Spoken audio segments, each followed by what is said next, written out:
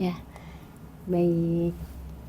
Bismillahirrahmanirrahim. Assalamualaikum warahmatullahi wabarakatuh. Alhamdulillah ala binikmatillah ala rizkillah. Alhamdulillah ala binikmati tatimus solihah.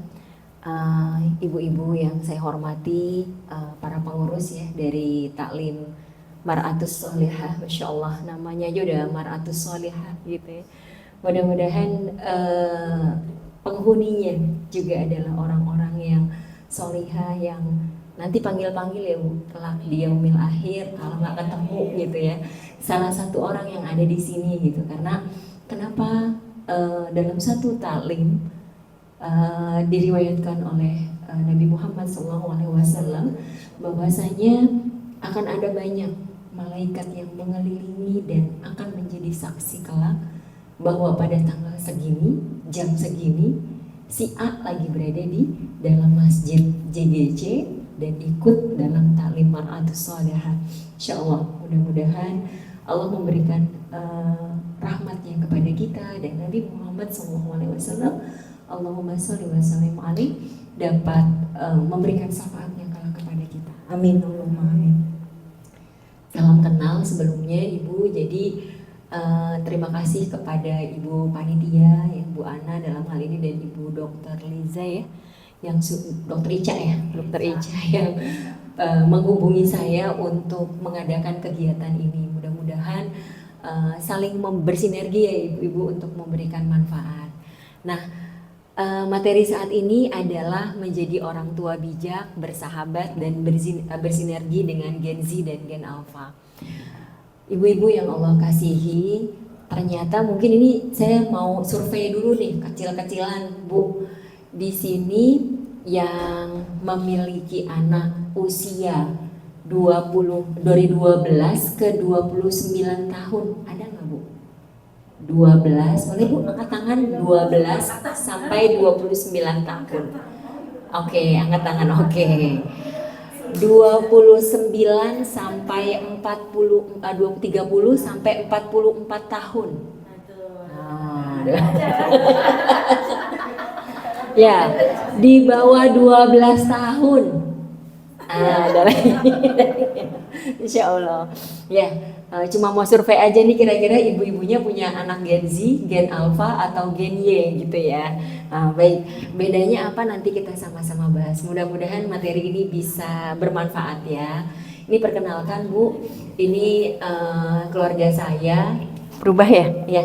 Ini keluarga saya, anak pertama saya baru aja di wisuda kemarin, bener-bener kemarin. Kemarin ini yang kedua sedang kuliah di ITB gitu ya. Yang ketiga ini agak lain karena memang nomor 3 ini sangat suka seni. Jadi saya sekolahkan di SMA Minat dan Bakat untuk art digital.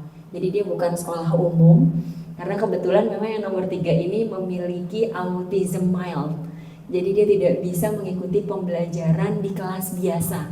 Jadi harus ada kelas khusus, meskipun mungkin nggak kelihatan ya Bu. Tapi yang nomor 3 ini memang sangat terlatih untuk melukis gitu ya. Dan sudah jualan buku Bu, yang nomor 3 ini malah menghasilkan dolarnya lumayan banyak gitu ya. Karena nomor 3 suka memberikan karyanya jual di Amazon. Dan kemudian Amazon ya karena memang tidak suka matematika, sulit berbahasa Indonesia, bisanya berbahasa Inggris gitu. Karena dari kecil memang kita pindah-pindah negara gitu. Suami kebetulan dosen di UI, jadi sekolah melulu Bu kerjaannya. Nah, bayi ini pindah-pindah jadi bingung ngomong bahasa Indonesia gitu. Jadi sampai saat ini komunikasi dia lebih berbahasa Inggris gitu.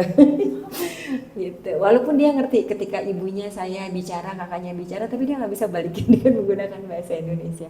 Kesulitan untuk menggunakan bahasa Indonesia. Dan ini ada bonus Bu, Masya Allah, Gen Alpha saya. Yang ini lain Gen Z semua, yang ini Gen Alphanya bonus gitu ya. Bedanya dengan yang nomor 3 9 tahun, jadi baru SD, kakaknya udah gede-gede. Alhamdulillah. Moto dari keluarga saya dalam mendidik adalah perkataan Ali bin Abi Thalib yang menyatakan bahwa didiklah anakmu sesuai dengan zamannya, karena mereka diciptakan untuk zaman yang berbeda dengan zamanmu. Ya tadi survei kita harus gini ya, enakan nggak usah pakai ya kayaknya ya. Kedengeran nggak tapi? Oh kayak ini. Kurang ya, oke. Nah, jadi di sini Ali bin Abi Thalib udah ratusan tahun yang lalu ternyata mengeluarkan kata-kata ini. Dan saat ini nih buktinya gitu. Mungkin kita nggak tahu ya nanti apakah kita juga akan mengurus cucu gitu ya. Anak saya udah lulus kuliah, kebayangnya habis ini nikah gitu ya Bu ya. Habis nikah mungkin saya punya cucu dan mungkin saya akan bertemu lagi dengan gen berikutnya yang mungkin lebih jauh lagi dari gennya saya gitu.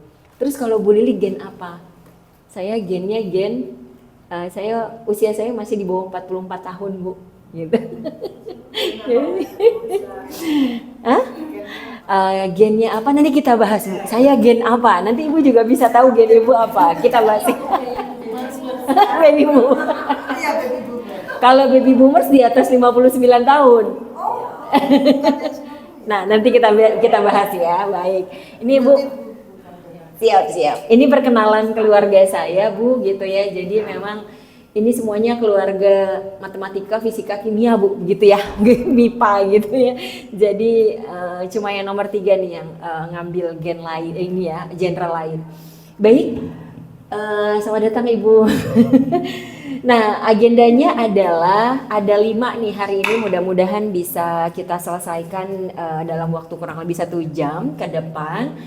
Yang pertama ini agenda-agenda yang akan kita bahas. Kita akan mulai pada ini Bu, kita cek poin dulu ya. Karena memang dasarnya dulu dari guru gitu ya. Jadi kita cek poin dulu nih Bu. Bu, kalau saya bilang Ibu kalau saya tanya apa kabar ibu-ibu semua? Ibu jawabnya gimana? Alhamdulillah, luar biasa, Allahu Akbar. Oke. Nah sekarang saya punya lagi Bu, kita mulai ya. Kalau saya bilang apa kabar ibu-ibu semua, ibu-ibu jawab Alhamdulillah, sehat jasmani, sehat rohani, sehat ekonomi. Ya. Oke, ya. Bareng-bareng yang kompak ya Bu ya, kita mulai. Apa kabar ibu-ibu semua? Alhamdulillah, sehat jasmani, sehat rohani, sehat ekonomi. Amin. Allahumma amin. Ya baik, amin ya, Masya Allah. Baik Bu, kalau misalnya apa sih, walaupun mungkin tanggal gajian masih jauh ya, tanggal berapa ini? Tanggal tetap aja sehat ekonomi. Baik, selanjutnya kita akan mengecek nih Bu, feeling. Ini kebiasaan saya lakukan ketika training. Kenapa? Supaya semua orang fokus gitu ya. Nah, feelings check in. Ibu dari sebelah kanan sama sebelah kiri cari pasangannya berdua. Jadi berdua ya, deketan aja, shoulder. Di sini aja, di sini. Jangan pindah 2. Ya 2. Nah ini bertiga boleh. Ini bertiga boleh. Ya. Nah, apa yang harus dilakukan? Yang dilakukan adalah ibu-ibu bisa ketuk. Kita mulai dari orang yang sebelah ujung sini. Berarti ibu ke kanan, tepuk pundaknya 2 kali. Nah ibu juga boleh ke 3. Enggak, ibu dah berdua aja. Yang ini diam. Oke, tuk 2 kali. Nah di sini bilang, hey kamu. 2 kali dulu ketuk 1, 2. Ya kita praktek. 1, 2, 3 ketuk 2 kali. Tak. Ayo bareng-bareng Bu. Ayo Bu, kita mulai. 1, 2, 3. Hey kamu. Nah terus ibu tanyain feeling ibu hari ini apa? Rasanya yang ibu lagi rasakan. Misalnya contohnya, tok. Hey kamu. Tok lagi 2 kali. Bismillah saya happy. Bismillah saya sad, sedih. Bismillah saya capek. Bismillah saya marah-marah. Saya gedek, dongkol dan sebagainya. Jadi feeling hari ini kayak gimana nih ya? Kita akan mulai ya ibu-ibu ya. Nah setelah itu nanti bergantian. Teman yang di sebelah kirinya mengetuk teman-temannya dan katakan apa feelingnya. Tapi feelingnya harus sesuai. Bismillah, saya happy, gitu ya. Jangan cuman Bismillah, saya happy. Lah tahu tapi kok sedih, gitu ya. Kebayang ya Bu ya. Kita akan mulai. Ibu main nanti saya videoin, ntar saya kasih. Udah disiapin feelingnya hari ini seperti apa? Udah disiapin ya feelingnya seperti apa? Oke, kita siap ya. Oke. 3, 2, 1, ketuk-ketuk Bu. Hai kamu, apa yang kamu tanyakan hari ini?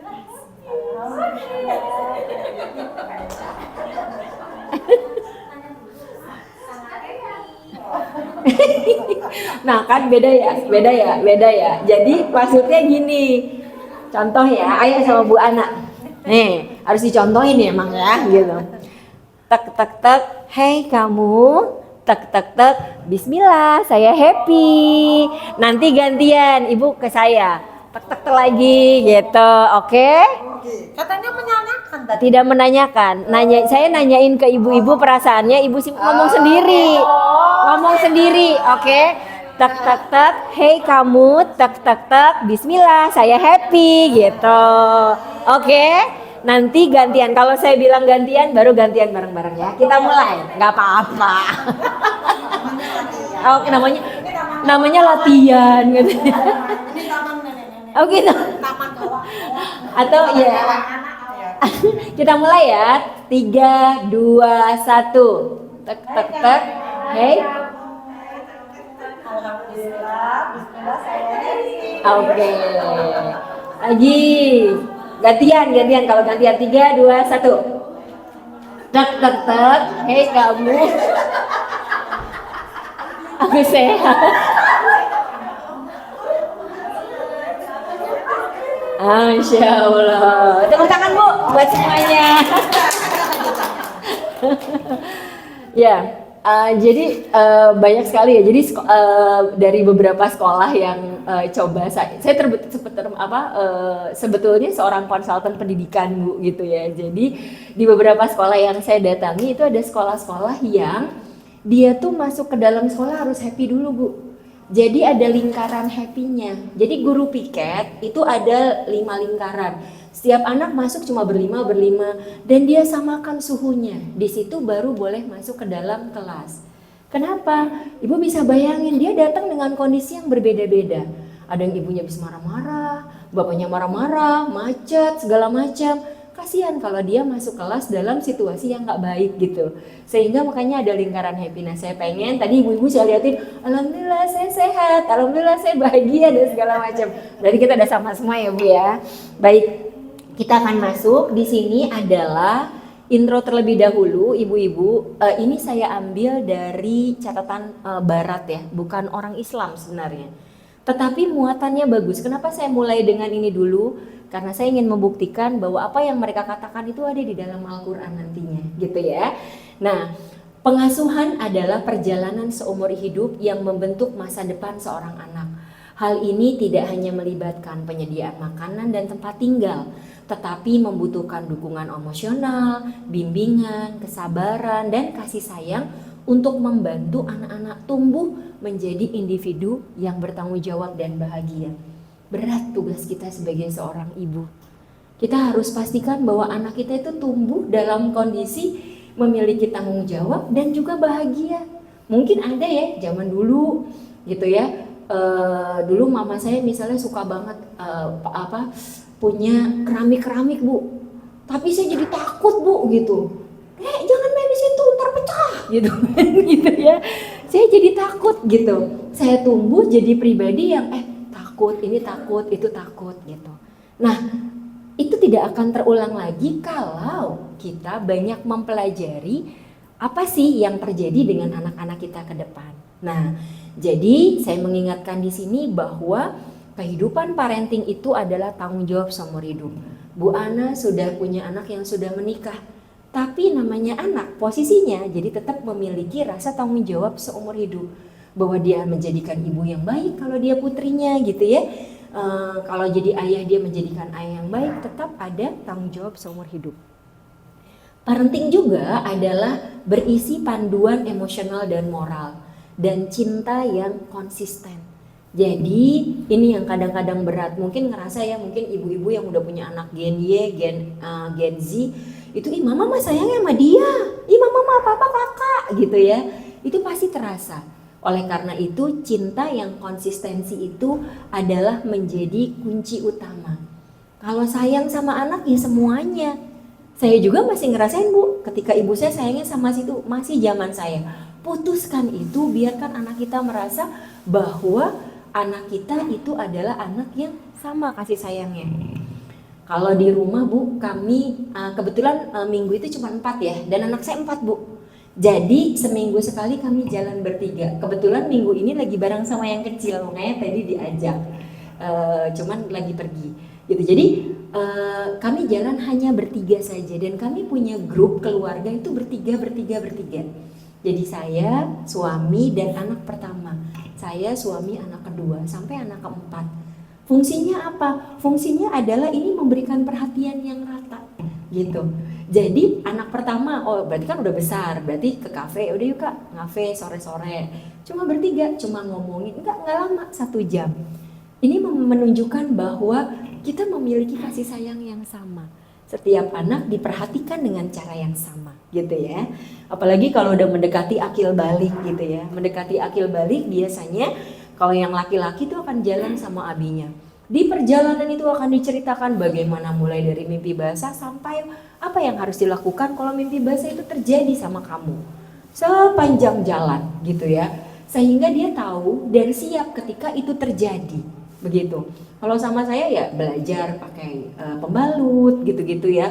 Terus bagaimana mandi wajib dan sebagainya. Nah, itu adalah yang kami lakukan. Cuma kalau anak laki-laki dia nggak mau bicara di rumah, makanya jalan sama bapaknya kemana, cuma muter-muter naik mobil tapi bahasannya terkait tentang itu semua ya. Meskipun di sekolah sudah dapat ya, tetapi tetap peranan orang tua di sini bermain penting. Nah, ibu-ibu, selanjutnya itu tadi pendapat barat. Nah, gimana kalau dalam Al-Quran? Waalaikumsalam, Insya Allah. Dalam Al-Quran itu subhanallah gitu ya, Allah banyak sekali ceritakan kepada kita terkait dengan gimana caranya ngurus anak. Nah, yang pertama ini yang paling jelas terjadi adalah di surat Al-Baqarah ayat 233. A'udzubillahi minasyaitonirrajim. Wal walidatu yurdi'na auladahunna haulaini kamilaini liman arada ayyutimma radha'ah. Jadi di awal ini cerita di surat Al-Baqarah ayat 233 itu tentang menyusui. Gitu. Dilanjutin lagi nih peran ibu ya, peran ibu. Yang kedua, wa 'alal mauludi lahu rizquhunna wa kiswatuhunna bil ma'ruf. Ini peran ayah. Apa isinya, Bu? Isinya adalah kalau di awal tadi ini adalah peran seorang ibu yang menyusukan anak-anaknya selama 2 tahun penuh, yaitu bagi yang ingin menyempurnakan penyusuan gitu ya. Masya Allah gitu, 2 tahun penuh itu luar biasa, terutama bagi ibu-ibu bekerja gitu ya. Makin stres di kantor makin gak keluar nih, waduh gitu kan. Nah, jadi ini adalah proses bagaimana pertama kali parenting yang Allah berikan kepada kita adalah untuk memberi air susu. Gimana Bu kalau air susunya gak keluar? Cerita yang berbeda gitu ya. At least tetap diberikan kasih sayang untuk pada saat menyusui. Dilanjutkan di kalimat berikutnya adalah tentang nafkah. Jadi dari abis ibu tugasnya, lalu bapak. Dan kewajiban ayah menanggung nafkah dan pakaian mereka dengan cara yang patut. Ada lagi kelanjutannya. Dan kemudian seyogianya anak-anaknya tidak menyusahkan ayah mereka dan tidak menyusahkan ibu mereka. Ada terusannya di bawah. Insya Allah ya Bu, indah banget diatur. Nyusu aja diatur gitu ya. Kemudian bapaknya suruh beli apa itu diatur gitu. Nah, dalam Al-Quran lagi dijelaskan dalam surat An-Nisa ayat 9. Ngapain tuh? Tugas lagi ibu, bapak ngapain? Perlindungan terhadap anak yang lemah. Jadi jangan pernah Bu gitu ya, kalau anak kita nggak suka matematika kita lesin matematika, jangan gitu ya. Kenapa? Ini udah nggak bisa banget ya kondisinya, kecuali dia memang malas, lain cerita. Tapi kalau memang dia tidak suka matematika, it's not her passion, bukan passionnya dia. Jadi nggak perlu kita, kamu harus ikut kumon ya. Yang ada dia terpaksa dan akhirnya nggak benar juga gitu. Semua harus dilakukan berdasarkan kesepakatan gitu ya. Nah, Kenapa anak yang lemah? Kita persiapkan, Bu. Tadi saya bilang, anak saya nomor 3 berkebutuhan khusus. Apakah saya lantas membiarkan dia dengan apa adanya? Tidak. Dari umur 3 tahun ketika sudah mulai ini ada masalah nih, kayaknya nggak ngomong nih, speech delay gitu ya. Jadi speech delay itu adalah seperti sakit panas, Bu. Jadi kalau anak cucu atau ada anak yang belum ngomong, untuk laki-laki 2,7 tahun dan untuk perempuan 2,5 tahun periksa gitu. Kenapa? Karena sekarang kan gadget tinggi banget ya gitu ya. Karena apa? Karena speech delay itu seperti sakit panas. Sakit panas kan bisa cacar, ya kan? Bisa tipes, bisa masuk angin gitu ya. Diagnosanya ada lagi berarti penyakit di belakang speech delay tadi. Gitu ya. Nah, oke. Nah, kemudian malah karena itu tadi perlindungan terhadap anak yang lemah itu harus kita berikan dia sesuatu yang memang menjadi kekuatan kita. Jadi kalau punya anak yang lemah di olahraga, cari kekuatan dia di apa dan itu yang kita kuatkan. Kalau dia nggak pintar, mungkin dia pintar olahraga, kuatin di olahraganya gitu. Jadi ini ya dalam surat An-Nisa, hendaklah merasa takut orang-orang yang seandainya mati meninggalkan mereka keturunan yang lemah yang mereka khawatir terhadapnya gitu ya. Jadi pastikan anak-anak kita punya kekuatan-kekuatan tertentu, ketika suatu saat kita tinggal dia siap gitu dengan kekuatan yang mereka miliki. Nah, selanjutnya lagi ada lagi ceritanya di surat At-Tahrim ayat 6. Ini ayat populer ya. Ya ayyuhalladzina amanu qu anfusikum wa ahlikum nara. Dan ada terusannya. Wahai orang-orang yang beriman, jagalah dirimu dan keluargamu dari api neraka yang bahan bakarnya adalah manusia dan batu. Ini adalah satu tugas berat lagi. Tapi jangan gini, capek amat ya jadi orang tua. Jangan gitu ya Bu ya, udah kadung gitu ya. Bagi yang belum, semoga Allah hadirkan gitu ya. Hadirkan cahaya mata yang nantinya akan memberikan akan mendoakan kita gitu ya. Nah insya Allah. Nah jadi seperti itu Bu. Bahwa ini yang paling penting sebenarnya, jagalah dirimu dari api neraka. Itu artinya kita ajarkan sholat, kita ajarkan ngaji, kita berikan lingkungan yang baik, kita ingatkan gitu ya untuk anak-anak kita menjadi anak-anak yang dapat menjaga dirinya. Saya mau cerita gitu ya. Saya tuh sebenarnya lagi galau. Jadi kalau ditanya, "Hey, apa kabar Bu Lili?" gitu ya. Saya tuh sebenarnya lagi galau. Kenapa? Karena kebetulan saya tuh baru pernah mengekoskan anak, karena sebelumnya kami cuma selemparan sendal aja ke UI rumahnya gitu ya. Jadi yang pertama itu kuliahnya di UI, jadi mau tinggal 5 menit juga nyampe gitu. Nah qadarullah yang kedua di ITB ini di Bandung. Tahu ya daerah Bandung kayak mana gitu ya gitu. Sebenarnya gitu. Jadi ketika dia mencari kos, satu syarat dari saya, kos itu harus dekat dengan masjid gitu. Gitu. Kenapa? Karena saya tidak bisa mendampinginya, tapi lingkungan bisa membantu saya untuk mendampinginya. Sampai ketika dia dapetin kos, dia zoom, "Umi ini cuma 5 meter, liatin Umi ini." Gitu. Ada yang bangunin ketika subuh gitu ya, ada yang menggantikan tugas saya gitu ya. Jadi dulu tuh kalau anak laki-laki Bu, saya pembiasaannya dari kelas 1 SD. Anak laki-laki itu nih yang punya cucu nanti ya, cara bangunin pagi anak laki-laki itu suka sekali disentuh Bu. Touching physical tuh dia suka banget. Jadi cara bangunnya jangan pakai mulut, mulutnya disimpan. Ya, mulutnya disimpan. Caranya pijitin aja Bu belakangnya. Nah azan, udah gitu. Dari mulai kayak gitu, naik lagi ke SMP, itu sudah mulai ceritanya. Jadi pertama-tama tuh udah pegang, enggak, baru pakai suara. Sampai akhirnya bangun subuh ketika sudah SMP, mic di masjid cuma tek, udah pada bangun Bu gitu. Karena jam tidur mereka sudah terpola gitu. Tapi itu butuh waktu bertahun-tahun gitu ya. Buat yang punya anak SMP dan SMA, lakukan physical touch tadi. Pegang diurut gitu ya. Biasa anak laki-laki gitu. Tapi kan ada juga yang nggak suka diurut, "Geli mama" gitu kan gitu. Nah itu bisa dipegang kepalanya. Nah bangun gitu ya baru. Gitu ya. Kemudian yang selanjutnya ini yang paling terakhir dari kita, gimana caranya kita jadi orang tua Apa yang harus kita ajarkan sama anak kita? Ya, yang diajarkan ini ibu tinggal baca aja di surat Luqman ayat 12 sampai 19. Walaqad zayyana Luqmanul ibni, ketika Luqman berkata kepada anaknya, isinya di 12 sampai 19 itu adalah bersyukur ya nak sama Allah. Jangan sekutukan Allah ya nak. Bakti ya nak sama orang tua, kecuali dalam hal yang syirik. Dirikanlah sholat, menyuruh kepada yang ma'ruf dan mencegah kepada yang munkar, bersabar. Lalu di ayat 19 dan 18 itu sangat menohok kita bahwa dia tidak boleh berjalan dengan sombong dan angkuh. Dan juga hendaklah dia merendahkan suara. Uni mau ngajarin apa ya sama anak kita? Baca aja surat Luqman, lalu sama-sama, ini bukannya mama loh yang bilang, ini yang bilang adalah Al-Quran. Gitu ya, insya Allah. Ini cerita bagaimana kita sebagai seorang ibu untuk melakukan parenting kepada anaknya. Nah, ini ada lagi, mudah-mudahan gak ngantuk ya, soalnya katanya saya kalau ngomong kayak dongeng gitu. Jadi ini cerita ya. Nah, ini adalah kisah Rasulullah sebelum kita masuk Gen X, Gen Y, saya mau kita landasannya kuat dulu. Mengingatkan bahwasanya memang Al-Quran memberikan kita panduan. Begitu juga dengan Rasulullah SAW. Ini ada beberapa kisah parenting, Bu.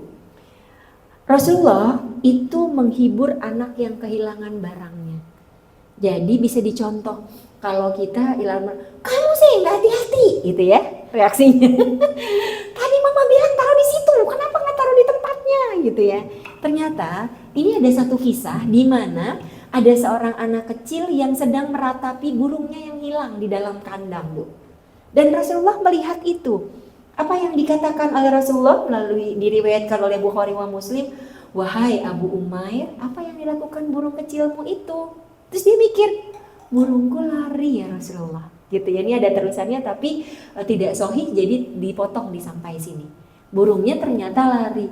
Dan ternyata semoga Allah mengganti burungmu itu dengan burung yang lebih indah di surga nanti, gitu ya. Jadi anaknya senang gitu ya. Kalau kita kan syukurin, syukur gitu ya. Yang kedua, nggak ada ibu-ibu di sini, ibu-ibu di sono gitu ya. Yang kedua, menggendong dan mendoakan Hasan dan Husain. Ibu mungkin mau tahu ya, Hasan Husain siapanya ya, Bu? Cucu. Nah, cucunya ini digendong dan didoakan. Jadi satu hari mereka berlari ketika Rasulullah datang. Lalu langsung ditangkap oleh Rasulullah dan kemudian langsung didoakan. Ini nanti Bu Ana yang punya cucu atau ibu-ibu yang lain, kalau punya cucu, Nana datang, peluk lalu doakan gitu ya. Ya Allah, sesungguhnya aku, kalau mau pakai doa Rasulullah juga boleh ya. Ya Allah, sesungguhnya aku mencintainya, maka cintailah dia dan cintailah orang yang mencintainya. Jadi doanya buat kita juga ya. Kita cinta sama dia, dia cinta sama Allah, dan dia juga mendoakan bahwa dia cinta sama kita gitu ya, insya Allah. Yang nomor 3 adalah mengajarkan sholat dengan lembut. Ini udah kisah populer ya Bu ya. Kisah populer di mana Rasulullah lagi ngapain ya waktu itu ya? Lagi sujud. Terus gimana? Cucunya naik ke atas. Apa yang dilakukan oleh Rasulullah? Menunggu hingga turun ya. Nah, diceritakan bahwa anakku menunggangiku dan aku tidak mengganggunya hingga ia puas. Lalu cerita Rasulullah, yang lagi Bu, mengajarkan adab makan. Makanya ada hadis kayak gini Bu, wahai anak kecil, sebutlah nama Allah, makanlah dengan tanganmu dan makanlah dari dekat denganmu, ya kan? Ini populer juga ya hadisnya, kalau makan tuh yang dekat loh, jangan yang jauh-jauh gitu. Ternyata pada saat itu ada anak kecil yang lagi makan terus berantakan karena ngambilnya yang jauh, terus dia jadi berantakan. Kalau bahasa Beijing Bu, ecer-eceran.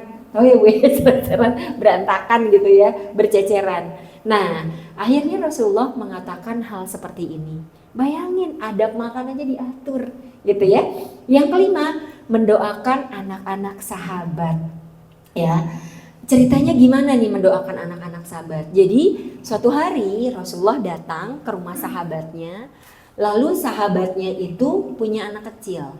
Perlakuan Rasulullah mirip seperti ke cucunya. Jadi didoakan, dan doakannya begini, ya Allah ajarkan dia hikmah dan takwil kitabmu. gitu ya. Jadi itu yang dilakukan. Begitu juga dilakukan kepada Ibnu Abbas. Pada saat itu ada istrinya Ibnu Abbas itu sedang hamil, gitu ya. Sedang hamil, lalu istrinya Ibnu Abbas itu datang ke Rasulullah dan bilang, ya Rasul, doakan bayi saya dong, gitu. Dan kemudian dia doanya yang sama, ya Allah ajarkan ya hikmah dan takwil kitabmu. Apa yang terjadi ketika besar? Anak itu tengah berada menjadi imam di Masjidil Haram. Insya Allah, karena dia tahu ya. Yang keenam, nah kalau kita sih Bu, bukan juga Rasulullah ya yang ngedoain gitu. Tapi Bu, kalau saya tuh selalu bilang sama kakak-kakak saya terutama, ini yang saya utarakan kepada beliau, anakmu, anakku. Gitu. Gampang ya kalimatnya, anakmu, anakku. Nah, ini dipakai juga Bu kalau di dalam tagline sekolah, ada sekolah alam, mungkin pernah dengar ya, sekolah alam Indonesia. Nah, itu juga, ini nggak promo ya, nggak dibayar juga. Nah, SAI itu dia tagline-nya anakmu, anakku. Jadi Bu, nggak usah kalau khawatir kalau anaknya misalnya belum pulang gini, ada yang handle orang tua lain. Karena memang tagline itu Masya Allah sangat berasa banget buat kita, gitu ya. Dan yang keenam adalah menghormati anak-anak dalam majelis. Ini sebuah kisah lagi. Jadi kalau Rasulullah itu Bu, kalau misalnya dia makan gitu ya, dia berada di majelis, maka dia akan memberikan air minum terlebih dahulu, menuangkan air minum terlebih dahulu kepada orang yang di sebelah kanan. Siapapun itu yang duduk dalam majelis, berarti saya menuangin ke sini gitu ya.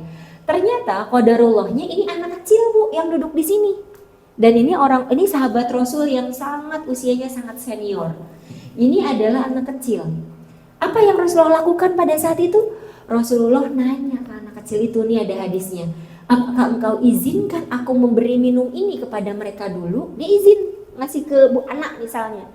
Anak itu menjawab, tidak, demi Allah wahai Rasulullah, aku tidak akan mendahulukan bagianku. Dia nggak mau. Anak ini nggak mau gitu kan. Maka Rasulullah itu pun memberikan minumannya. Kan bisa ya, anak kecil usah gitu kan, kayak gitu. Tapi tidak dengan Rasulullah, Masya Allah. Karena tadi Bu, perlakuan kita kepada siapapun, anak orang lain, anak kecil, anak besar gitu ya, maka ini menjadi panduan kita dalam mencontoh gitu ya. Oke. Beberapa kisah Rasulullah dalam parenting adalah ini yang terakhir Bu. Ada hadis riwayat, sesungguhnya harta anak-anakmu hanyalah cobaan bagimu. Aku melihat dua anak ini berjalan terhuyung-huyung, aku tidak sabar hingga aku menghentikan khutbahku dan menggendong mereka. Ini gimana nih ceritanya? Suatu hari Rasulullah berkhutbah di mimbar, lalu cucunya Hasan dan Husain berjalan jatuh karena kayak keserimpet gitu deh, kalau bahasanya di sini gitu ya. Maka Rasulullah cepat-cepat turun dari mimbar, menghampiri keduanya, menggendong dan kemudian kembali naik ke mimbar sambil memangku keduanya. Insya Allah ya Bu ya, gitu. Makanya kadang-kadang kalau ngelihat ada bapak-bapak ya lagi sholat id atau sholat apa ya bu anak gitu, istrinya juga gitu, itu sesungguhnya adalah bagian pembelajaran gitu. Bahwasanya Rasulullah mau nyontohin gitu.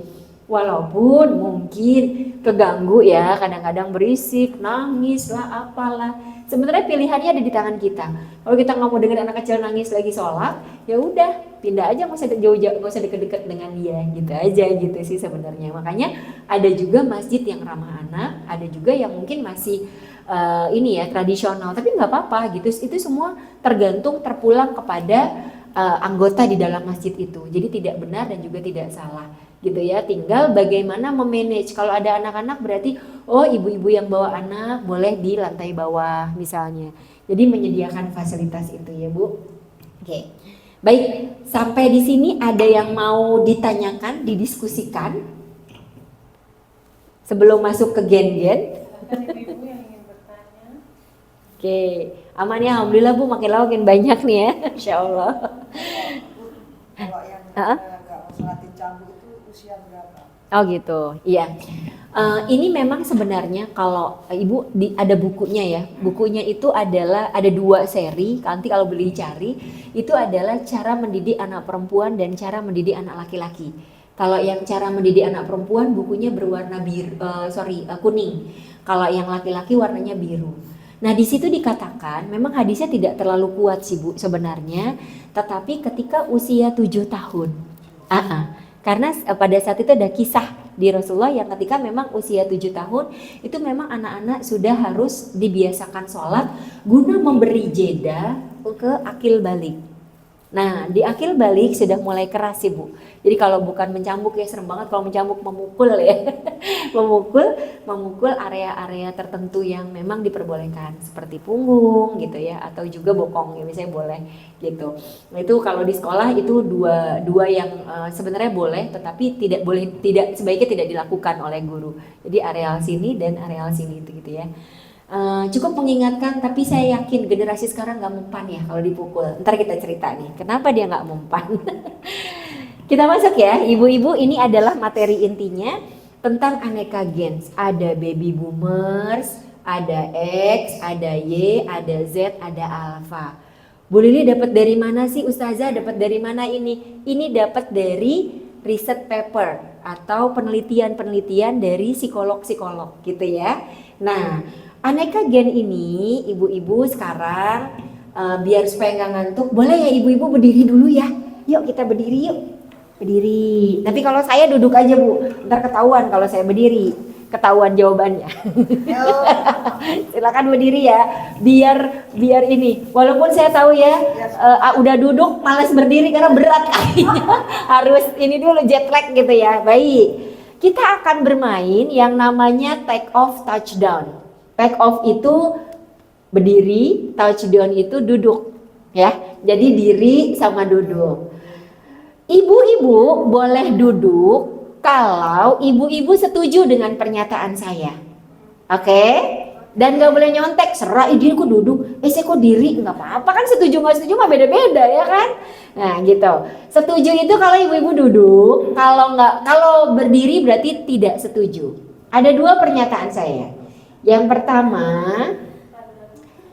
setujukah ibu dengan pernyataan ini? Saya mendidik anak saya dengan cara yang sama saat orang tua mendidik saya. Kalau nggak setuju tetap berdiri. Setuju nggak dengan pernyataan ini? Saya mau didik sama ibu saya didik saya. Ada yang setuju?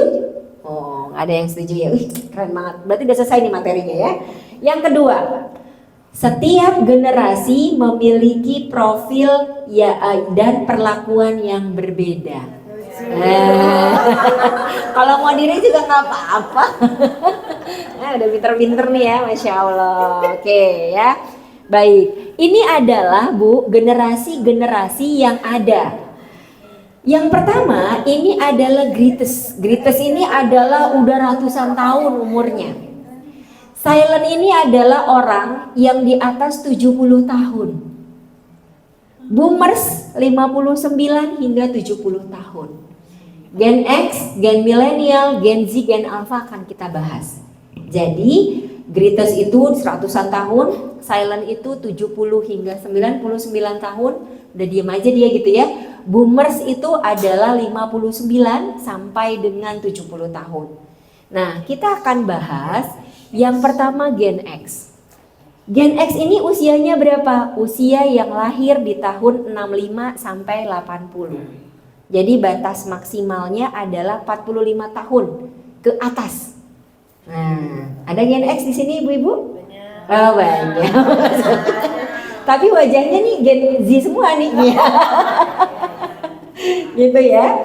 Nah, Gen X ini yang paling khas dari Gen X overacting. Mama, jangan gitu deh, mama malu-maluin aku deh, gitu kan? Gen Z suka kayak gitu ya. Mama jangan posting-posting aku deh, gitu. Nah, ini overacting. Cirinya Gen X ini kerja keras. Wow, ya. Demen banget sama kerja keras dia pokoknya ya. Oh, Masya Allah. Terus kemudian sering nanyain hasil. Orientasinya hasil. Mana mama mau lihat, mana gitu ya. Atau ke bawahan, ini nggak sama ke anak juga ya. Kepada staf di kantor, kalau ibu-ibu bekerja juga janganlah minta hasil sama Gen Z, Bu. Nah, nanti kenapa ya? Jadi gini, kita yang harus menyesuaikan kepada gen apa saya bertindak. Saya tahu misalnya Bu Ana Gen X, maka saya akan ibu mohon izin karena cara berkomunikasi yang disukai oleh Gen X itu adalah dengan cara seperti itu. Bukan Bu Ana yang nyesuaiin saya. gitu ya. Nah, intinya adalah kita yang menyesuaikan kepada siapa kita berbicara. Jangan minta orang lain menyesuaikan kita, ya. Nah, kemudian mandiri. Kemudian kerjaan yang ngomongin experience mulu. Dulu mama, pengalaman mama. Nenek kamu dulu mama tuh digituin. Nah, gitu jangan. Ini ceritanya demen banget Gen X cerita. Kalau ditanya Bu Ana dulu Bu Ana gimana? Langsung kayak dapet panggung gitu ya. Beneran kalau diceritain pengalaman. Nah, dan selalu ditanya apa? Apa hasilnya? Apa? Pokoknya ceritain tentang apa. Dan kinestetik, gak bisa diem Gen X itu ya. Makanya dia overacting. Ada aja kalau libur senam, kalau libur ini mama kayaknya berada di rumah deh gitu ya. Nah, ya banget ya. Jadi intinya adalah overacting. Berhenti ya, kita di Gen X ya. Oke. Bisa di screen. Nanti saya kasih Bu ininya ya. Nanti karena saya kasih. Sekarang Gen Y. Gen Y ini gen milenial yang usianya adalah 30, tahun ini 30 sampai dengan 44 tahun gitu ya. Lahiran tahun 81 ke 96. Nah, Gen Y ini coba Bu boleh tunjuk tangan yang Gen Y di sini yang tahun lahirnya. Oke. Ini Gen Y milenial, ini adalah overthinking. Ntar gimana ya? Nah, kalau tadi Gen X itu overacting. Hah? Nggak ada yang bagus. Karena itu udah ciri khas banget gitu ya. Nah, overthinking jadi lama banget, demen banget sama proses Gen Y itu. Kalau Gen X kan udah cepetan mau gimana caranya hasilnya mana gitu. Tapi kalau Gen Y gimana cara ngerjainnya, belajar dulu lah gitu ya. Gimana ya ini nggak kalau nggak bisa gimana ya. Nah ini ya. Nah kalau Gen X tadi kerja keras, Gen Y kerja cerdas. Kalau emang bisa bayar ngapain sih ribet-ribet? Kalau bisa beli kenapa sih harus bikin gitu. Nah gitu ya, beda cerita. Walaupun ada Gen X yang ke Gen Y-an gitu ya, ada. Ya, ini Bu, ini hasil penelitian jadi secara umum ya. Nah, kerjanya cerdas, kalau bisa pakai ini karena apa? Gen Y itu berada pada perubahan reformasi teknologi. Ya kan? Siapa yang ingat Bu dulu pakai pager, ya kan? Masa jatuh cinta aja pakai pager? Mbak, tolong bilangin ya saya mencintainya. Ya, mungkin nggak tahu nih kalau Gen Z ya. Zaman dulu pager tuh masih titit-titit gitu kan. Oh ya Ibu, misalnya gini. Aku mencintaimu dari si inilah, Mbak operatornya kan tahu ya. Gitu. Sampai pada zaman handphone yang buat bagel guguk gitu ya. Itu kan gede banget dan keren kayaknya ditaruh di sini sama bapak-bapak, handphone segede gitu ya, di pinggang gitu zaman dulu. Nah, ini adalah Gen Y. Kenapa? Gen Y itu cenderung dari perfeksionis. Dia cenderung lambat, tapi idenya banyak. Ya, mungkin kalau ibu-ibu punya Gen Y staffnya itu biasanya ide-idenya mengalir dan dia tahu caranya seperti apa. Dan biasanya kedudukannya udah mulai agak wakil kepala gitu ya, seperti itu di posisi yang seperti itu. Dia berada karena dia Gen Y, maka dia seperti persimpangan gitu. Dia persimpangan antara Gen X dengan Gen Z.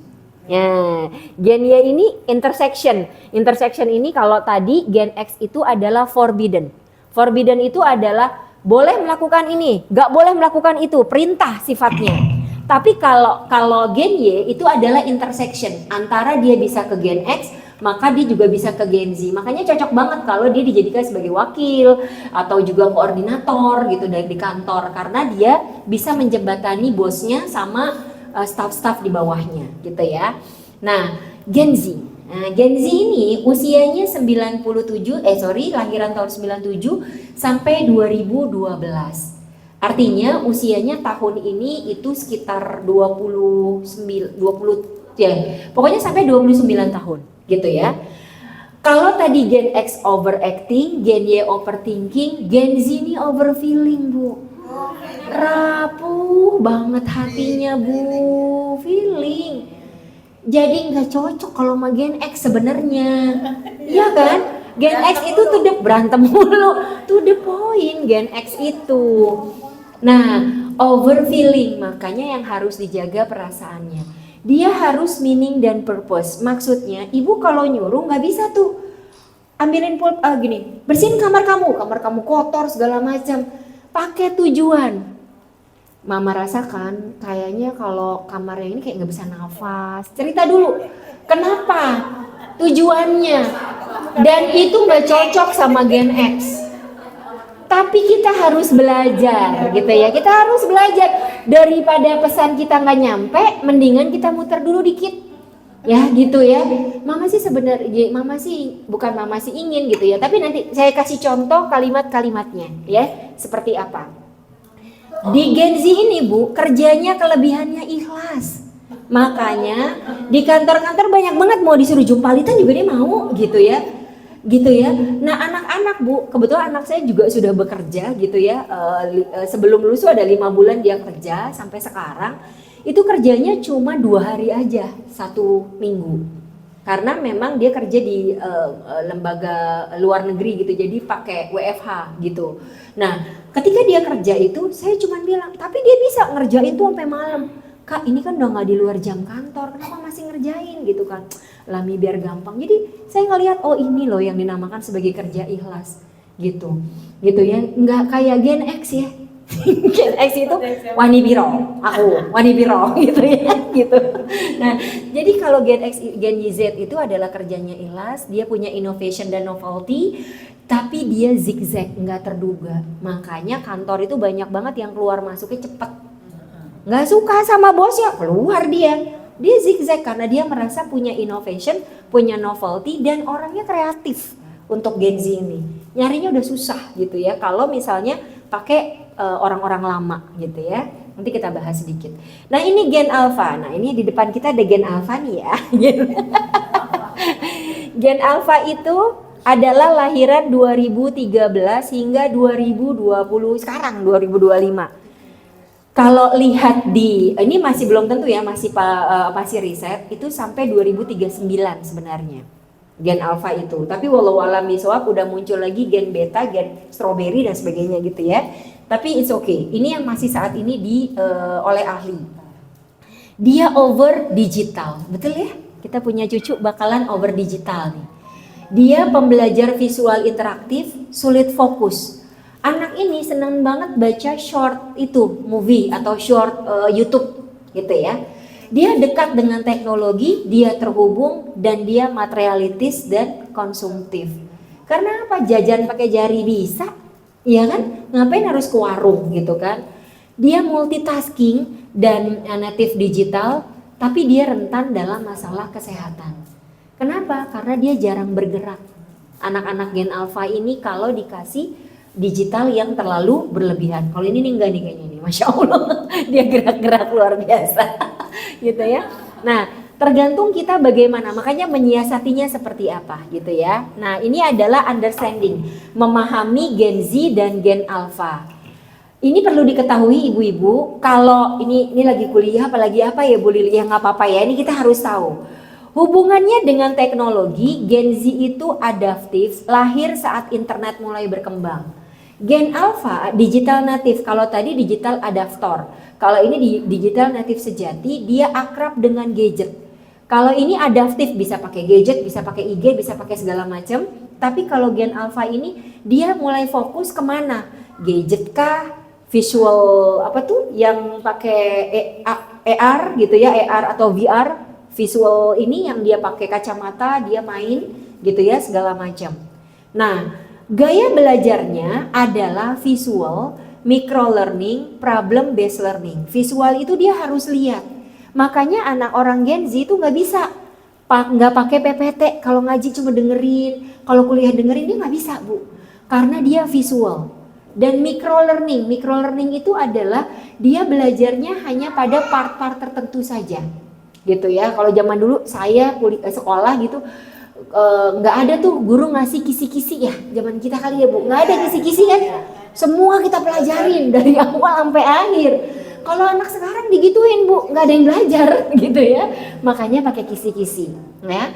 Kemudian Gen Alpha ini immersive, gamified learning, maksudnya adalah dia suka kalau dikasih game pembelajaran, gitu ya. Makanya banyak teknologi yang dipakai oleh guru. Kebiasaan online-nya adalah dia bisa nonton YouTube, Instagram, TikTok dalam saat yang bersamaan, Gen Z. Tapi kalau Gen Alpha, dia kalau YouTube Short ya udah itu aja. Dia jarang pindah-pindahan, gitu ya untuk Gen Alpha. Karakter sosialnya adalah dia peduli isu sosial. Kenapa? Karena Gen Z besar dalam kondisi COVID pada saat itu. Gen Z itu jadi dia tahu bagaimana orang meninggal, bagaimana musibah itu datang gitu ya. Makanya dia peduli isu sosial. Kemudian kalau Gen Alpha kolaboratif sejak dini lewat game. Contohnya apa Bu kalau Gen Alpha? Mabar. Iya kan? Main sama orang di luar negeri, main sama orang sama temennya, janjian yang kita mabar ya gitu. Karena karakter sosial dia tidak perlu bertemu orang lain. Anak Gen Alpha ini cukup aja dengan bertemu lewat sosial media selesai gitu ya. Nah, kemandiriannya self-paced learning, mandiri secara informasi untuk Gen Z. Makanya Gen Z mah gak perlu diajarin cara bikin ini, konten kreator dan segala macam, dia jago-jago banget. Di kantor pasti humasnya kebanyakan Gen Z karena dia ngikutin banget perkembangan zaman. Sementara Gen Alpha sangat tergantung pada teknologi. Jadi bedanya gitu ya, yang ini adalah harus diajarin. Sebenarnya Gen Alpha diajarin, dicontohin sekali, tapi dia paham. Kalau Gen Z belajar sendiri. Kreativitas, konten, kalau Gen Alpha coding. Makanya sekarang udah banyak les coding buat anak kecil. Gak ada les coding buat orang tua gitu kan. Gak cocok gitu, karena memang yang cocok adalah Gen Alpha. Orientasi hidupnya Gen Z itu praktis, relevan, cepat, efisien. Kalau bisa cepat ngapain Umi muter-muter? Kalau bisa cepat ngapain Mama panjang-panjang gitu ya. Kemudian kalau Alpha instan, imersif dan interaktif. Potensi tantangannya overfilling, over digital. Sudah ya, sudah dikasih tahu. Nah, kita bahas sedikit terkait dengan cara berkomunikasi dengan Gen Z. Nah, ini yang harus ibu-ibu lakukan ketika ibu-ibu punya anak Gen Z. Ingat 13 tahun ke atas sampai 29 tahun. Kita bayangin wajahnya nih sekarang ya. Kalau punya anak di 13 sampai 29. Apa yang harus dilakukan? Dengerin dan mendengarkan adalah keterampilan paling lemah Gen X. Karena Gen X pengennya ngomong, nggak pengen denger gitu ya. Tapi mulai belajar, kalau punya Gen Z berarti kita belajar untuk dengerin. Yang kedua, gunakan komunikasi dua arah, bukan sepihak, apalagi otoriter. Ikut memahami dunia digital, ya. Jangan anak-anak kamu nih ya main HP terus, nggak bisa Bu. Gen Z sama Gen Alpha ini kita suruh dia berhenti main handphone nggak bisa, susah. Yang ada kita atur jadwalnya. Kita minta mereka bertanggung jawab. Itu saja cukup. Kalau dulu Bu anak-anak sebelum 17 tahun kami sepakat di keluarga atau belum SMA, kami sepakat di keluarga ngecas handphonenya di kamar orang tua. Jadi anak-anak itu sebelum jam 9 itu harus ngecas handphone di kamar orang tua. Tinggal kami lihat aja nih siapa handphone yang belum ada. Gitu. Atau kalau suami saya ekstrim matikan wifi. Gitu. Di malam gitu ya. Apakah ini cukup efektif? Ya, salah satunya yang saya ambil adalah anak-anak tidak tidur malam. Gitu. Tidak tidur malam sehingga paginya mudah untuk dibangunkan. Gitu. Jadi itu adalah salah satu caranya. Tapi Ibu bisa tergantung caranya. Tapi Ibu, apapun cara yang Ibu lakukan, kesepakatan perlu dibuat dengan anggota keluarga. Gitu ya. Di awal tahun biasanya kami suka bikin raker Bu, raker keluarga. Mereka presentasi, iya kayak gini gitu, kita dengerin mereka, oh kakak akan gini, akan gini, kakak akan gini, mamas akan kayak gini, saya akan berencana gini. Kayak kemarin tuh, tahun kemarin anak saya mau ITB harga mati katanya gitu. Waduh, bahaya banget nih gitu. Kalau nggak lulus gimana? Itu harus kita berikan gitu ya. Karena di rumah itu kalau kuliah harus negeri, kalau negeri gap year gitu tahun depan. Gitu, udah dibikin kesepakatan gitu tuh kalau di rumah anak-anak kuliah. Ke Umi Abi, bapaknya PNS gitu ya, Umi Abi hanya bisa masukin ke negeri, walaupun sekarang negeri juga mahal ya Bu ya, gitu ya, negeri gitu. Tetapi kalau nggak lulus berarti gap year. Pilihannya itu, nggak ada pilihan swasta, nggak ada pilihan luar negeri kecuali dapat beasiswa, gitu. Itu doang aja pilihannya. Akhirnya anak saya memutuskan bahwa ITB harga mati, kata dia gitu. Waduh, gitu kan. Terus kemudian kalau nggak lulus ITB mandiri, nggak ada pilihan ITB mandiri kata bapaknya gitu. Oke, cari beasiswa ke luar negeri. Udah. Jadi di awal itu dicerita di awal tahun sudah gitu. Berarti kita sebagai orang tua sudah terkomunikasikan. Kalau yang kecil gimana presentasinya? Presentasi suka-suka dia aja gitu kan. Dan rata-rata kan kelas 4 SD sudah bisa belajar PowerPoint. Jadi suka cerita aja bahwa hari ini Ade akan makan tidak berantakan. Nah, itu setahun ke depan gitu ya. Ade akan makan apa yang ada di atas meja gitu. Ade akan menggunakan kerudung ketika Ade keluar rumah. Itu aja. Hal-hal yang simpel gitu. Dan Ade lagi belajar pakai rok gitu ya. Karena kan dia suka pakai celana panjang gitu, sementara tubuhnya tuh lumayan gemoy gitu. Jadi Ade akan belajar pakai rok. Itu target dia di tahun ini. Dan dia sekarang kemana-mana udah lumayan pakai rok gitu. Jadi seperti itu. Jadi apapun silakan disepakati. Validasi perasaan, tunjukkan empati. Nah ini ya Bu, gaya komunikasinya dengan Gen Z adalah nih kalimatnya. Ada kamar berantakan. Orang tua akan ngomong, ya ampun kamar ini berantakan, beresin cepat, males banget kamu gitu ya. Kalau orang tua yang sudah terinfluence, aktif dengan kebiasaan Gen Z, ngomongnya pakai tujuan. Dek, Mama lihat kamar lagi butuh perhatian lebih nih, biar nyaman buat kamu istirahat dan bebas debu. Tujuan ya, ada tujuannya. Kamu mau beresin sekarang, dikasih pilihan. Mau beresin sekarang atau entar kalau udah selesai nugas. Kalau ada barang yang butuh bantuan buat dipindahin, panggil ya. Lalu kita kasihkan bantuan. Dia nggak demen Gen Z ini disuruh, tapi kita jadi bosi. Jadi bos, nggak demen. Gitu ya. Nah, atau kamar kamu lagi mode ceos nih kayaknya. Misi hari ini kita ubah jadi estetik. Semangat ya Panglima Kebersihan, kabarin kalau butuh bala bantuan. Nah gitu. Gitu ya. Kabarin kalau butuh saya. Jadi abis nyuruh, ibu nyuruh staff. Gini, kabarin dulu bantuan, tapi bukan mama, mbak. Terserah siapa aja gitu ya. Gitu. Lain ya caranya. Lalu ada lagi contoh kedua. Kalau jadi kakak, gimana kalau jadi kakak? Kalau tadi jadi orang tua, kalau jadi kakak kamarnya berantakan. Ya ampun, di kamar berantakan, bersihin cepet, males banget lu. Gitu kan kakaknya. Nah, kakaknya perlu diajarin Bu. Woi, kamar kita udah kayak kapal pecah nih, pusing gue liatnya, beresin barang sore ini yuk. Gue bagian nyapu sama rapin lemari, jadi dia harus dibagi peran. Gimana? Kelarin cepat, ntar malam kita mabar atau pesen martabak pakai duit gue, gitu.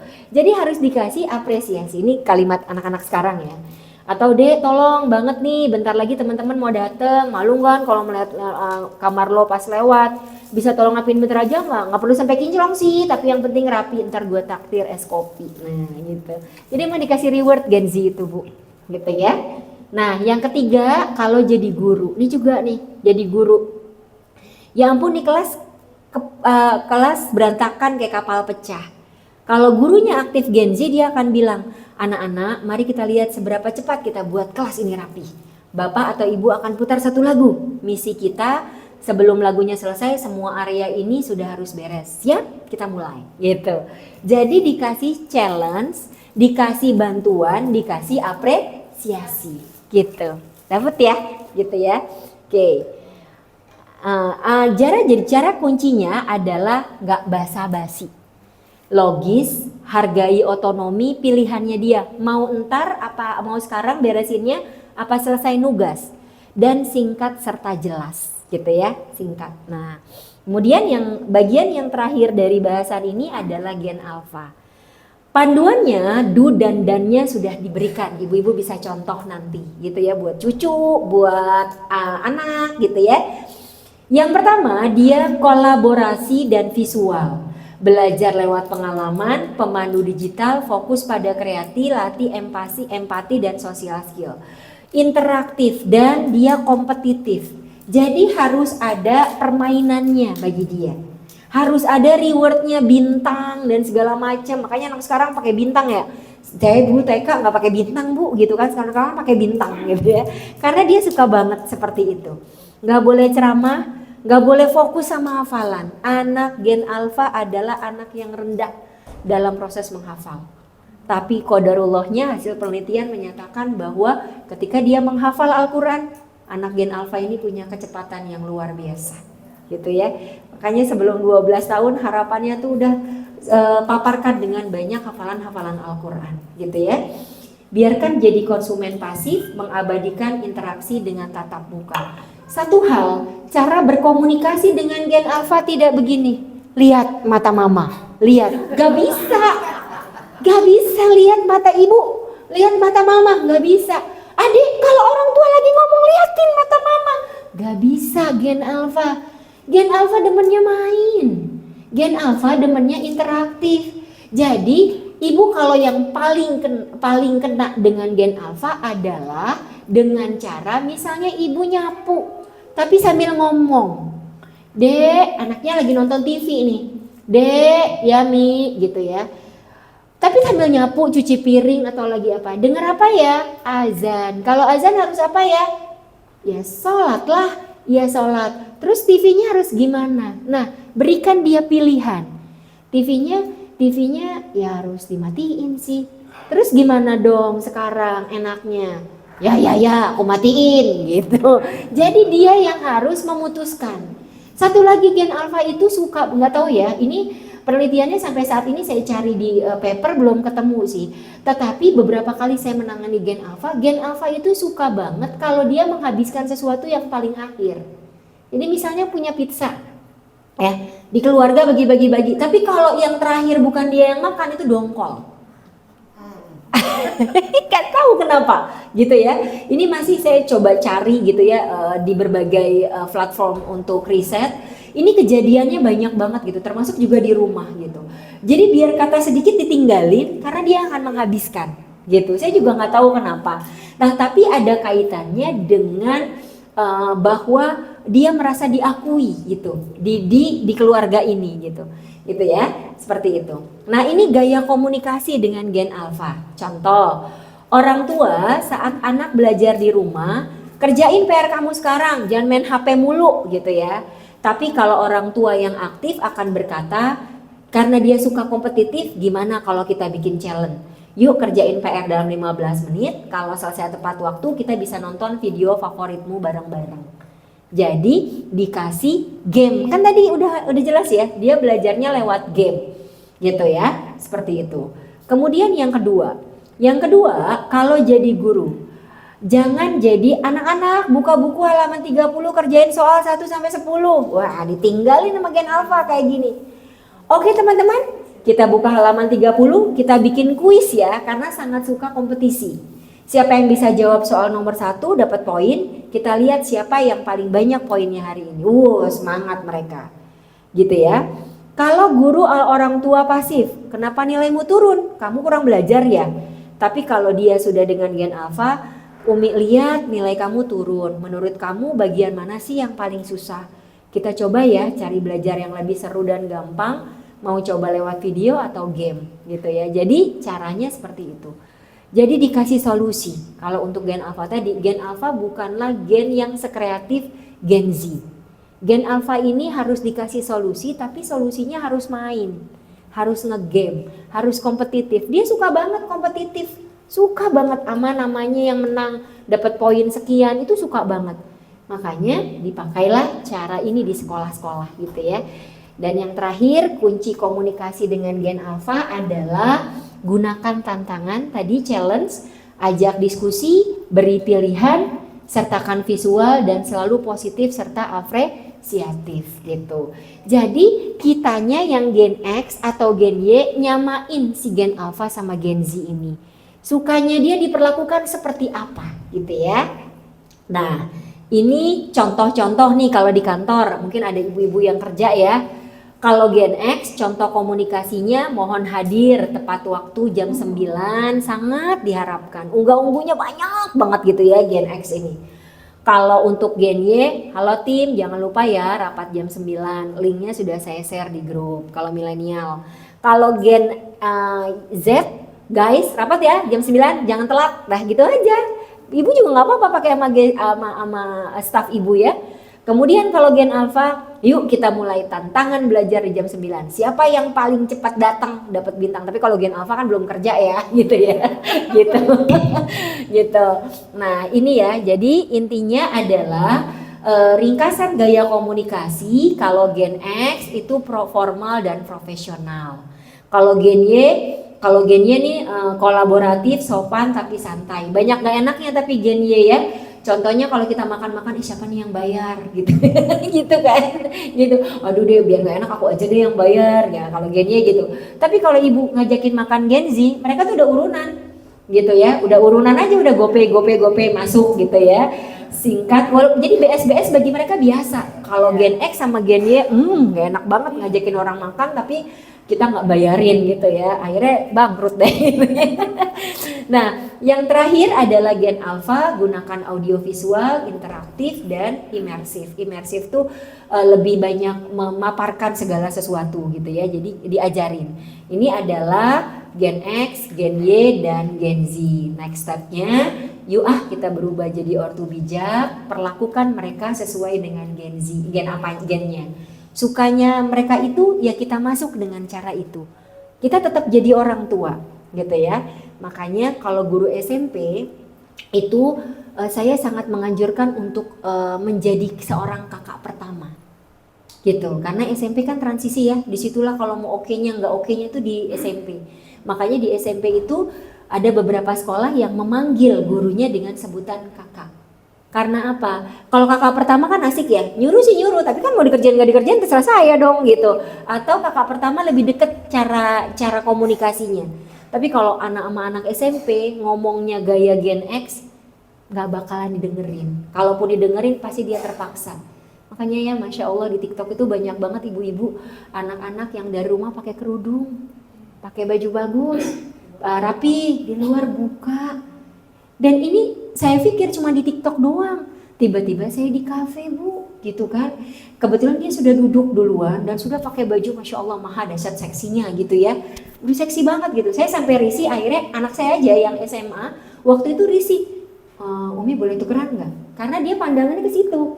Umi boleh tukeran nggak? Saya nggak lihat gitu. Kenapa nak? Nggak tukeran aja deh Mi, tukeran. Umi tahu kenapa aku minta tukeran? Oh iya gitu. Tapi menjelang saat pulang dan dijemput itu dia segera pakai kemeja tangan panjang, pakai pasminanya lagi, pakai kerudungnya lagi. Saya nggak tahu apa maksudnya dia buka itu gitu ya, seperti itu. Karena dia juga sedang berbicara dengan orang yang sama dandanannya, perempuan juga gitu, nggak ada anak laki-laki di situ. Tapi saya nggak tahu apakah caranya dia gitu. Tapi kirain saya cuma di TikTok aja, ternyata saya lihat sendiri itu sampai dia dijemput orang tuanya dan dia menggunakan pasminanya lagi gitu. Insya Allah ya Bu. Jadi mudah-mudahan Allah hadirkan anak-anak kita menjadi anak-anak yang qurrata a'yun, anak-anak yang penyejuk mata Bu. Ustazah lambat nggak kalau sekarang kita perlakukan mereka seperti itu? Tidak ada kata terlambat. Karena sesungguhnya tadi bahwa parenting itu adalah long life journey atau perjalanan sepanjang hidup. Jadi selama anak kita masih berstatus anak dengan kita dan kita adalah orang tua mereka, maka jadilah ortu yang bijak. Bijak itu identik dengan pintar, cerdas gitu ya. Perlakukan mereka sesuai dengan gennya. Apakah dengan memperlakukan itu harga diri kita jadi turun? Kan enggak. Caranya sama, maksudnya sama, suruh beresin kasur. Dan dia tetap dengerin kita gitu ya. Tapi itu menjadi segala sesuatunya menjadi lebih mudah. Wallahu a'lam bishawab. Ibu-ibu semua, yang benar adalah datangnya dari Allah dan yang salah dari saya pribadi. Semoga ini menjadi sebuah hasanah baru ya, dan juga bersinergi dan bersahabat dengan anak. Tidak mudah, tetapi semua bisa berjalan kalau kita mau belajar tentang apa yang menjadi profil mereka. Ikan hiu muter-muter, see you later. Assalamualaikum warahmatullahi wabarakatuh. Ya, Alhamdulillah Ibu, Masya Allah ya. Banyak sekali ilmu yang kita dapatkan hari ini.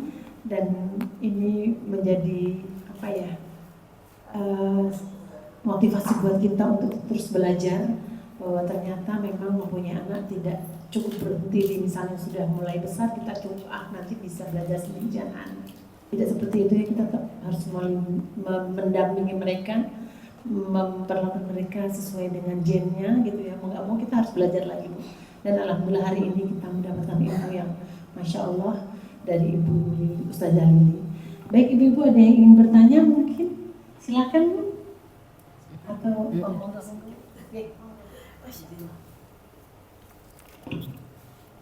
Assalamualaikum warahmatullahi wabarakatuh. Waalaikumsalam. Alhamdulillah ini pertama kali buat saya hadir Bu. Masya Alhamdulillah Allah. mendapat ilmu yang luar biasa, dahsyatnya. Kebetulan saya hanya ingin sharing sedikit. Jadi saya punya anak 2 itu Gen Z berbagai Gen Z. Nah pada waktu kecil itu mereka terbiasa minta didoakan di kepala setiap pergi sekolah gitu. Ya saya suka doakan ya Al-Fatihah sama ayat kursi kalau waktunya cukup. Dan itu menjadi kebiasaan gitu. Sampai pada satu hari setelah mereka besar, saya pernah keluar kota cepat-cepat gitu. Jadi tidak sempat mendoakan. Sampai anak saya paling besar itu sudah kuliah gitu, kecelakaan gitu. Jadi dia bilang ini, wah karena bundanya nggak doain gitu. Padahal sebetulnya nggak boleh seperti itu ya. Tapi karena sudah terbiasa, akhirnya mindsetnya seperti itu. Nah, apakah kebiasaan itu menjadi satu pembenaran atau perlu diteruskan atau gimana? Karena jadi seperti mindsetnya ya, seperti kalaupun kadang-kadang cepat-cepat saya cuma diam-diam gitu dia udah pergi dengan pede gitu. Padahal kan saya tadi cuma memenuhi keinginan mereka aja gitu. Nah itu seperti apa? Apakah masih bisa Tolerir. Bisa. Oh gitu, itu aja sih. Terima kasih. Assalamualaikum. Oke, waalaikumsalam warahmatullahi. Iya, baik. Masya Allah ya, sebuah kebiasaan yang baik gitu ya. Sebenarnya kebiasaan baik itu semua tergantung kepada tadi saya bilang sebuah kesepakatan di dalam keluarga. Kita nggak bisa mengklaim bahwa keluarga kita adalah keluarga yang terbaik, keluarga dia nggak baik gitu ya, atau kita mengklaim sendiri keluarga kita nggak baik gitu. Nah, habituasi yang ibu lakukan itu adalah sebuah kebiasaan baik. Mendoakan, senantiasa tadi kan ya Rasulullah juga mendoakan anak orang lain, bahkan anak sahabat gitu ya. Nah, tapi memang tadi purpose-nya perlu dijelaskan. Kalau Bunda ngedoain ini adalah adalah satu kebiasaan yang emang Bunda terapin deh sampai kamu nanti besar. Adapun kejadian yang kemarin, nah itu perlu diluruskan. Ketika kejadian yang kemarin itu adalah sebuah takdir. Nah gitu, sebuah takdir yang memang Allah tetapkan pada jam segitu, qadarullahnya kamu mengalami hal yang tidak enak gitu ya, mengalami kecelakaan pada saat itu. Itu sih Bun, tapi kalau misalnya kebiasaan mendoakan, Masya Allah ya, karena memang salah satu kelebihan dari Gen Z itu adalah inspiring people Bun. Kemungkinan kebiasaan Bunda itu akan dia teruskan nanti kepada anak-anaknya gitu. Dia butuh sosok yang ngasih dia kebiasaan yang bagus. Makanya kalau Gen Z itu zaman dulu kemarin-kemarin kalau ditanya mau jadi apa, jadi Atta. Kan mana cita-cita jadi Atta, konten kreator, ya kan? Pada saat Gen Z ya, jadi Ria Ricis gitu, nggak ada gitu. Lalu Gen Alpha udah nggak kenal lagi tuh Atta sama Ria Ricis, udah agak-agak jauh. Tapi kalau Gen Z itu kental sekali, butuh inspiring people. Dan kebiasaan yang ibu lakukan adalah menjadi inspiring. Benar Bu? Kalau nanti kita boleh cek gitu ya, dia nanti berkeluarga, pasti dia akan melakukan hal yang sama. Karena dia ingat mamanya melakukan hal itu. Tapi yang perlu digarisbawahi adalah bahwa apapun yang terjadi, after mama buat atau tidak, semua adalah berlaku karena kehendaknya Allah, karena takdirnya Allah. Jadi diluruskan mindsetnya, kebiasaannya jangan dikurangin gitu ya. Tetap ngedoain. Atau zaman sekarang sulit Bu mendapatkan anak-anak Gen Z yang minta doain sama ibunya. Pergi-pergi aja gitu ya gitu. Tapi kalau kita sudah biasa melakukan itu, maka itu akan jadi inspirasi buat mereka gitu. Jadi insya Allah ya, kebiasaan baik tetap dilanjutkan. Yang perlu dirubah adalah mindsetnya, bahwa kalau mama nggak sempat doain bukan berarti kamu nanti kenapa-napa ya, tapi memang karena apapun yang terjadi di atas muka bumi ini terhadap makhluknya adalah karena Allah Subhanahu Wa Taala gitu ya, insya Allah. Ada lagi Bu Ibu? Silakan. Sudah paham semua kayaknya. Sudah paham semua ya insya Allah ya. Tidak ada yang cukup. Insya Allah ya. Sudah jelas semua ya Bu. Insya Allah nanti materinya akan Diberikan ya, saya share aja sekarang ke Bu Ani. Nih. ditutup. Ya. Baik, alhamdulillah Ibu, karena sudah tidak ada yang bertanya, akan kita akhiri pertemuan kita hari ini. Mudah-mudahan Allah mudahkan kita untuk menjalankan ilmu yang sudah Ustazah Lili bagikan, dan mudah-mudahan Allah jadikan keluarga-keluarga kita adalah anak-anak yang qurratu a'yun, penyejuk hati dan mata kita, dan Allah mudahkan mereka untuk melakukan kebaikan. Baiklah, kita tutup dengan bacaan hamdalah. Alhamdulillahirabbil alamin. Istighfar 3 kali, astagfirullah. Dan doa penutup majelis, subhanakallahumma wa bihamdika, asyhadu an la ilaha illa anta, astaghfiruka wa atubu ilaik. Assalamualaikum warahmatullahi wabarakatuh. Waalaikumsalam warahmatullahi wabarakatuh. Mohon maaf lahir batin kalau ada kata-kata yang gak berkenan. Insya Allah. Oh iya, foto ya.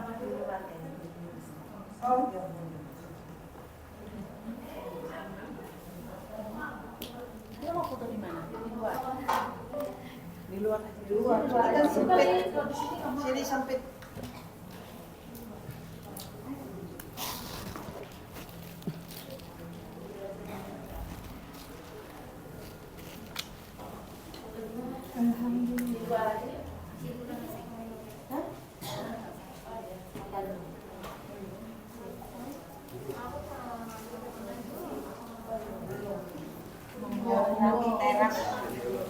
Teras.